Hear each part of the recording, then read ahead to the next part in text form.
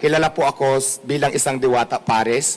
Nandito po kami para mag-file po ng COC para po sa vendor party list at isa po ako sa mga nominado. So maraming salamat po at magandang hapon ulit sa ating lahat.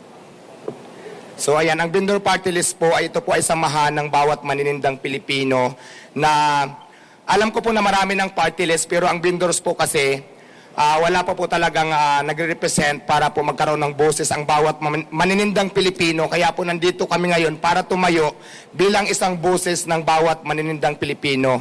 Hindi lang po dito sa Manila kundi sa buong Pilipinas po. So ang kasama ko po ay ang aming founding chairman, nandito po sila, kasama namin si Tita Malolipana, Sir Lawrence Pisigan at si Ma'am Cheryl. So, ayan, kami po ang kumakatawan ng vendor party list. So, maraming salamat po sa inyong lahat. Okay. May mga katanungan sa Medjanoy, no?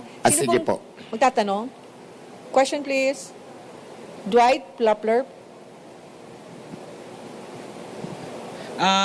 Clarification lang, sir. Pang ilang nominee po kayo ng pang ilang nominee po kayo ng vendor po ba o vendors po? Vendors party list po kami. Vendors party. Opo. At pang ilang nominee po? Pang-apat po.